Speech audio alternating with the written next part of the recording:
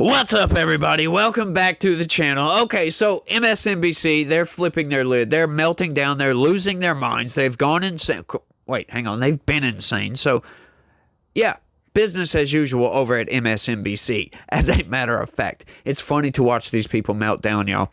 Donald Trump is coming in, and he's looking at some of these people that went after January 6th, right? Now we're going to talk about this. He's purging the DOJ and the FBI. Right? Oh, they're freaking out. They're using the word purge. Oh, my God. Yes. Right. So this is just funny. I've got a clip to show you guys. Y'all smash that like button, by the way, and subscribe if you're new around here. I would greatly appreciate that. This is a good way for you to stay up to date with everything that's going on in politics and exactly how you're being manipulated by the corporate press, because that is all they do is manipulation, manipulation, manipulation. That is the name of the game with these people. And you can see by this clip that I'm about to show you. Okay, so I'm going to expose the manipulation before I show you the clip, because I don't want you to get off on the wrong foot, if you will. Start off with a bias. Okay, what they're going to show a clip, Kash Patel's confirmation hearing. Okay, so he's going to explain the chain of command, and watch how they take this. Trump's FBI pick, Kash Patel, gave this shocking answer yesterday in his Senate confirmation hearings. He thinks the FBI ultimately reports to Trump. Who does the director of the FBI work for, Mr. Patel? Senator, thank you for that question. The immediate report for the director of the FBI is into the Office of the Deputy Attorney General. Then that report is taken into the Office of the Attorney General and ultimately the White House and the chain of command there. So the FBI works for the White House? No, the FBI is a member of the Department of Justice and has been the long-standing application. And who does the Department of Justice work for? They're in the executive branch, as all members do at the White House. Attorney General Bondi gave a different answer when I asked her the same question, that they work for the Constitution and the American people. I just love how he says this shocking answer. Like, this is what happens when logic collides with ideology. The ideological aspect of this can't seem to understand the logic of this. He explains the chain of command. And they take this as, oh, they work for Trump. They just do nothing but working for Trump. Oh, my God, blah, blah, blah, blah, blah, blah, blah. Yes, of course. Trump is the executive. He runs the executive branch. He is the CEO of America, for crying out loud. But they can't seem to understand that. Yes, they work on behalf of the executive branch, who works on behalf of the American people. They don't work for the Constitution, by the way. They uphold and protect the Constitution. That is what the executive branch does. In case you didn't know that, go look up Article 2 of the Constitution. This is what they do. They are not legislators, right? They uphold the Constitution. They make sure they ensure people's rights. They ensure that the law is carried out, like justice is served and all that garb, right? That's what they do. But they don't understand. Oh, he said they work for the president. That's a bad thing. Well, the president works for the American people, so by extension, yes. But why did you take that out of context? Acting like, once again, feigning outrage on this. Oh, it's so shockingly egregious. But there's a little bit more to that clip. You watch this, y'all. Just watch this. Joining us now, David Rhodes, Senior Executive Editor of National Security at NBC News. He's also the author of the recent book, Where Tyranny Begins, the Justice Department, the FBI, and the War on Democracy. Joyce Vance also joins us. She's a former United States attorney and an MSNBC legal analyst. Welcome to both of you. David, you've been working till literally I just did that intro. You got new information on this FBI situation. Yeah, there's a memo that was sent out by the acting director of the FBI. This is just a career person who really doesn't have much power. But essentially, the Justice Department, Emil Bove, the acting deputy attorney general, has asked for a list of every single FBI agent in the country who worked on a January 6th prosecution. And the acting head of the FBI sent this, across the workforce, but said that he understood this would mean thousands of FBI personnel who've worked on these because it was the largest investigation in American history. So these FBI agents are not self-assigning, just in the way that you and I as journalists are not self-assigning, right? Yes. We get assignments from other people. It's not really on an FBI agent to say, not taking that case. And that's what's so different here and frankly surprising. This isn't some effort, to go after Jack Smith, not that, some would argue that's not justified, but this is thousands of agents who were simply doing their jobs and questioning all of the prosecutions related to January 6th, every single one of them. And that, so there will be a review of all of those thousands of FBI agents, Right. and whether they too should face some sort of action as these people that were ousted tonight, the much more senior people. So it's a much broader approach than I expected. I'll be honest about that. Joyce, let's talk about the distinction, whether it's FBI agents or it's prosecutors. Whether you agree with it or not, high-level people sometimes get asked to resign and change over with a new administration. Some would argue, and I'm one of them, that really shouldn't happen, that the civil service is the civil service and that should be it. But sometimes political appointees get asked to move on when there's a new president. This is not what we're talking about here, Joyce. I use the word purge because it's going to ranks and levels that are much lower than the most senior decision makers, either in the Department of Justice or the FBI.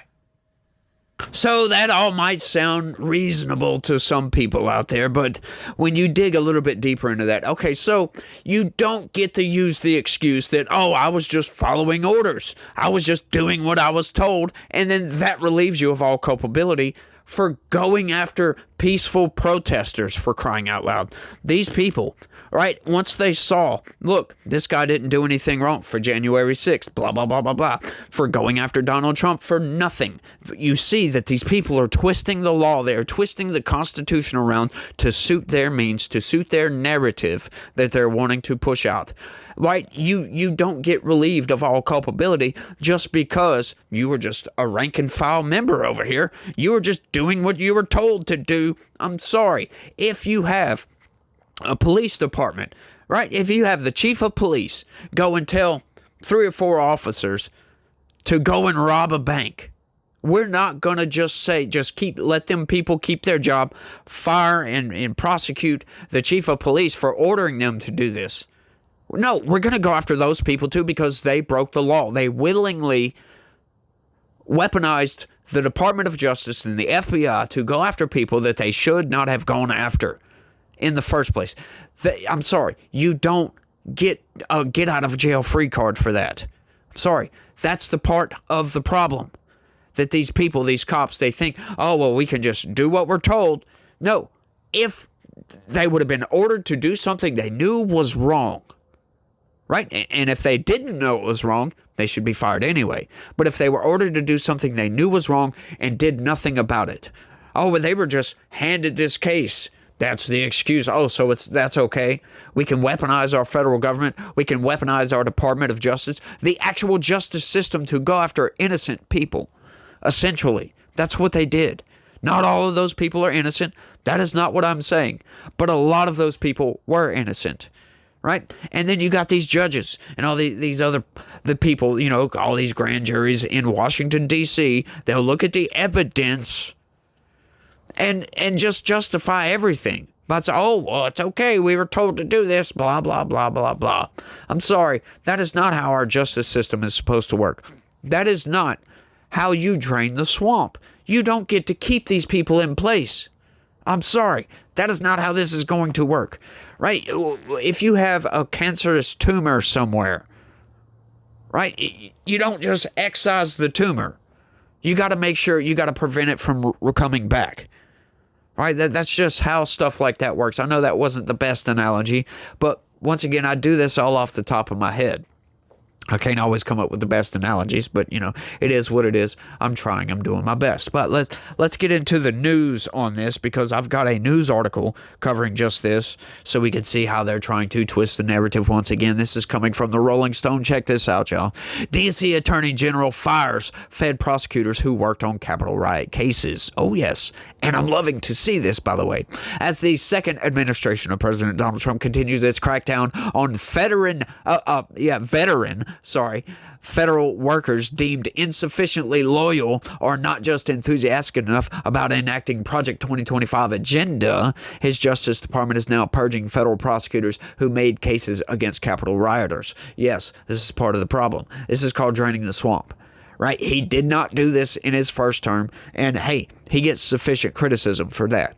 But at the same time, he also had the establishment the deep state actors, the establishment of Washington, D.C., actively subverting his will. So now he understands this. This is why I always say, and sorry for this side tangent right quick, but I always say, I think, and I said this before you got elected, I think it's a good idea that Joe Biden was elected. Now, I know that might be a weird take, but if Joe Biden would not have got elected, a lot of those same people in his administration might still be in the positions, and we might not be getting the draining of the swamp, if you will, right? The cleaning up of the trash heap that is Washington, D.C. We might not be getting this because, having Joe Biden come in and having some of these same people like Director Wray, for crying out, who Donald Trump put as the director of the FBI, to see exactly how bad he was, how just the tide turned so bad. He just was completely weaponized against the American people. He just followed right along. He was one of those people, oh, I'm just doing my job. I'm just doing what I'm told over here. We're going to put informants in the Catholic Church. We're going to go after parents for going to school board meetings, and we're going to use the impetus of, well, they were threats of violence when there really wasn't. Oh, we're going to go after all these pro-life activists. Oh, for no reason, we're going to use the FACE Act to bludgeon pro-life activists over the head with. It's just been absurd what is going on with the Biden DOJ. And you can't just change out the people at the top and think that's going to fix everything. That's not. That's not how things work up in Washington, D.C.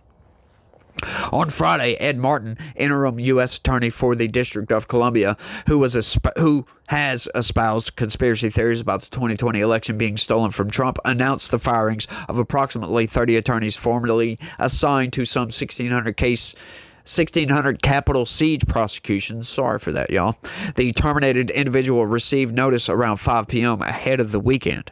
Meanwhile, the administration is reportedly acting to remove a number of FBI agents known to have been involved in investigations of Trump and the sacking of the Capitol on January 6th. Yes, get rid of these people. If you are willing to go and raid Mar-a-Lago for not a very good reason, because the president took presidential records home, right? And you're involved with that photo, that infamous photo, that staged photo to make it look like Donald Trump just had classified documents strewn all over the ground.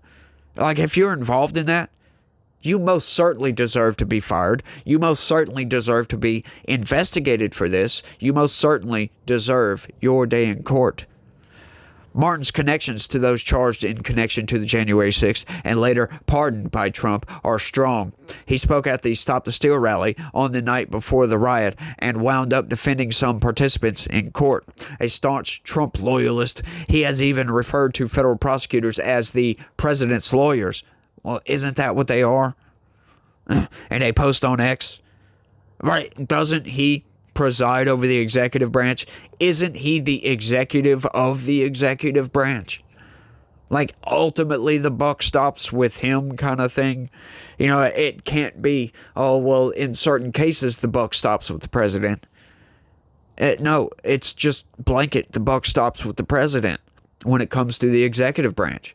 The buck can't just stop at Merrick Garland. But hey, as he stepped into his new role this month, he helped facilitate various filings to dismiss pending charges against January 6th defendants. Why are there still pending charges against these people? 4 years, more than 4 years later. Got to make you see, that's the questions you got to ask yourself. Were they still going after January 6th defendants? That's insane, don't you think? 4 years later. The president has effectively undone the Justice Department's sweeping investigation into the insurrection staged at the Capitol by his supporters by issuing blanket pardons and commutations to defendants and convicted parties. He has described those jailed for their role in trying to prevent the certification of Joe Biden's 2020 electoral victory as J6 hostages. That's because they weren't trying to prevent the certification. They were protesting the certification. Those are two very different things. Sure, did they want it to not happen? Yes. But did they actively try to stop it?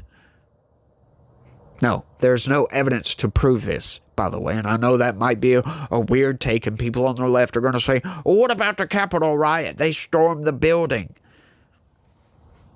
Shut up, is all I got to say about that. That's not the same thing, right? Because, once again, you would have to go in and occupy the building.